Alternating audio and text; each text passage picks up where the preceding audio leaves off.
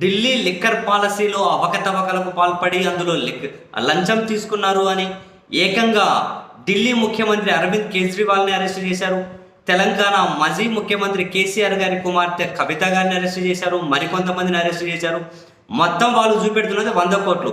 కవితను అరెస్ట్ చేసిన 100 కోట్లు, కేజ్రీవాల్ని అరెస్ట్ చేసిన 100 కోట్లు, శరత్ చంద్ర రెడ్డిని అరెస్ట్ చేసిన 100 కోట్లు, మాగుంట రాఘవరెడ్డిని అరెస్ట్ చేసిన 100 కోట్లు, ఇంకో సుఖేందర్ గారిని అరెస్ట్ చేసిన 100 కోట్లు, ఇవన్నీ ఇంకెవరో అభిషేక్ అనే వాడిని అరెస్ట్ చేసిన 100 కోట్లు.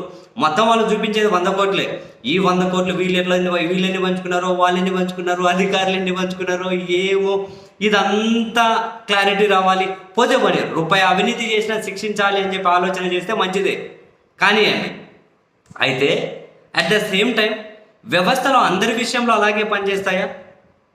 ఎందుకు ఒక్కొక్కరి విషయంలో ఒక్క విధంగా వ్యవస్థలు ఉంటాయి?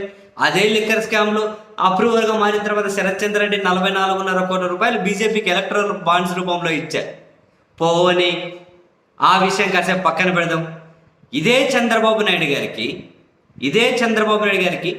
118,98,13,207 రూపాయలకు లెక్కలు లేవు అని చెప్పి ఇన్కమ్ ట్యాక్స్ నోటీసులు ఇచ్చింది కదా. ఒకసారి కాదు, 2 సార్లు కాదు, 3 సార్లు నోటీసులు ఇచ్చారు కదా. మీకు గుర్తుండే ఉంటుంది.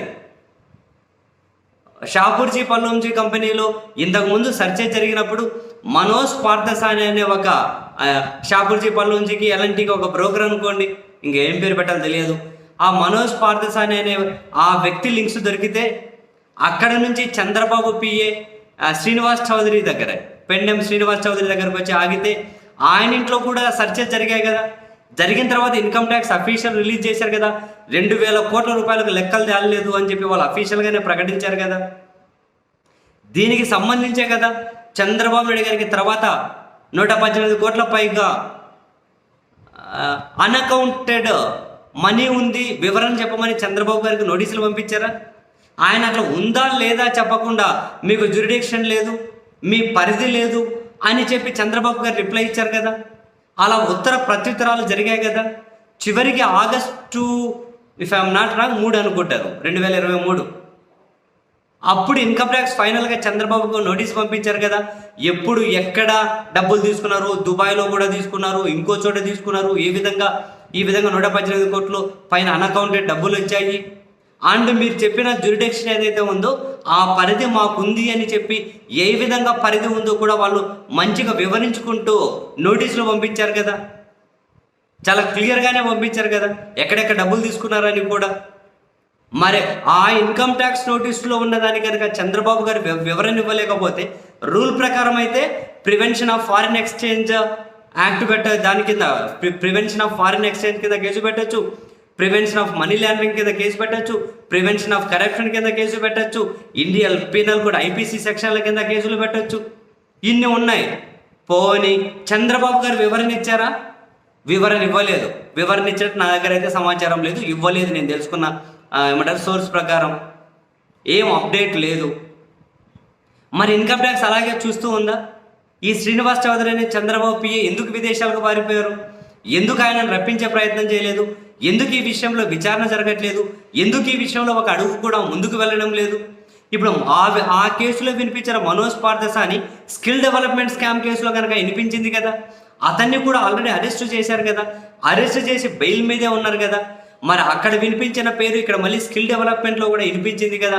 ఇన్ని లింక్స్ బయటపడితే ఈ కేసును విచారణ చేయమని చెప్పి ఆంధ్రప్రదేశ్ సర్కార్ కూడా సిబిఐకి లేఖలు రాశారు కదా స్కిల్ డెవలప్మెంట్ చేయమని చెప్పి. దాన్ని ఎందుకు వాళ్ళు టేకప్ చేయలేదు? ఇన్కమ్ ట్యాక్స్ నోటీసుల మీద ఎందుకు ఒక అడుగు ముందుకు పడలేదు?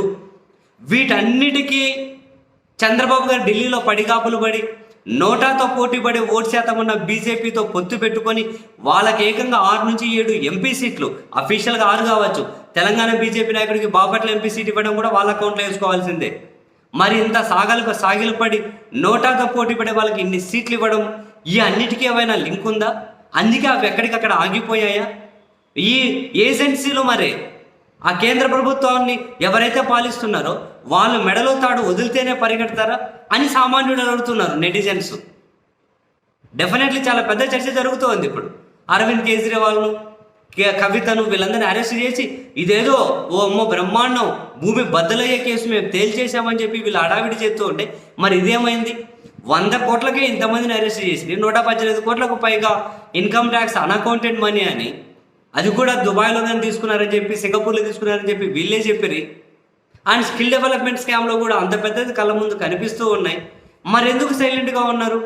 వీళ్ళ గనక లొంగి ఉంటే ఏ విచారణ సంస్థలు అడుగు ముందుకు వేయవా? వీళ్ళకు లొంగకపోతే ముఖ్యమంత్రులైనా అరెస్ట్ చేసేస్తారా? ఇటువంటి వాళ్ళని కనుక మనం ప్రశ్నించకపోతే, ఇటువంటి వ్యవస్థల పనితీరుని కనుక మనం వెలితి చూపకపోతే, ఇక మనం తర్వాత మాట్లాడుకోనికి ప్రజాస్వామ్యము, చట్టాలు, రాజ్యాంగాల గురించి ఇంకేమీ మిగిలి ఉండవు మిత్రమా, ఇంకేం మిగిలి ఉండవు తర్వాత.